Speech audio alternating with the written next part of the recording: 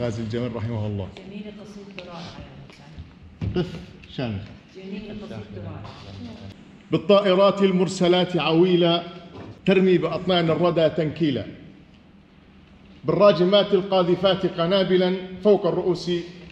تدفقا موصولا، بقذائف النابالم تحرق أرضنا وتحيل أرض الرافدين طلولا،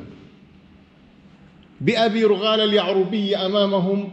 مستوجب اللعنات صار دليلا، بالكاذبين المفترين بأنهم قد طبقوا التوراة والإنجيل، بالمجهزين على الجراح بخسة إذ يمعنون بشعبنا تقتيلا، بالمانعين من الإغاثة أهلها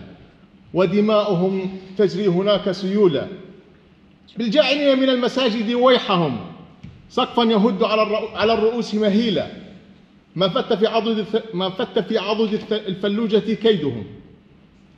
وارتد جيش الأصغارين ذليلا، فالله أقوى من هدير سلاحهم أنعم برب العالمين وكيلا، وسيعلم الباغي مغبة مكره ولسوف يعلم من أضل سبيلا، يا ابن الفلوجة يا بقية عزنا يا من رأوا بك صارما مسلولا، قف شامخا مثل المآذن طولا وابعث رصاصك وابلا سجيلا، مزق به زمر الغزاة آذكهم طعم المنون على يدي عزريلا، جاءوا على قدر يسوق لحتفهم من بعد نأي عن مداك طويلا، احرق جثامين البغاة وركسها وانثر على أشلائهم بترولا، طهر به ماء المحيط منظفا خطرا على ماء المحيط وبيلا،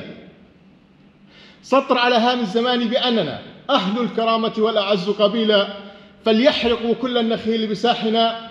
سنظل من فوق النخيل نخيلا، من فوق النخيل نخيلا، فليهدموا كل المآذن فوقنا نحن المآذن فاسمع التهليلا،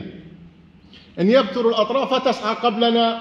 قدما لجنات النعيم وصولا، نحن الذين إذا ولدنا بكرة كنا على ظهر الخيول أصيلا، نحن الشهادة والشهيد وشاهد ولأسدنا قد فصلت تفصيلا، في عالم الصمت المهيمن حولنا حتى غدا مستبكما مشلولا، نطقت فصاحتنا بلحن كفاحنا أعلى البيان صواعقا وقتيلا، صوت الرصاص أو البيان بلاغة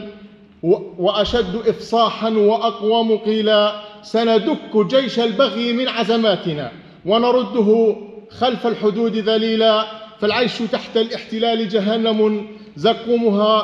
زقومها غسلينها المرذولا، والعز جنتنا وروح حياتنا من دونه أضحى العراق قتيلا، أهل الفلوجة يا طلائع زحفنا يا من رضيتم بالإله وكيلا، ورفعتم القرآن فوق جباهكم ورضيتم الهادي الحبيب رسولا، سرتم على درب الجهاد بعزة سعيا لجنات الخلود مقيلا، يا من صبرتم للحصار طويلا في عزة تعلو المجرة طولا، تحت القذائف والحريق جهنم لم تقطعوا التكبير والتهليل، لقنتم الدنيا الدروس صريحة لا تقبل التزييف والتدجيل، إن الأعز محمد وجنوده والله أكبر ناصرا ووكيلا.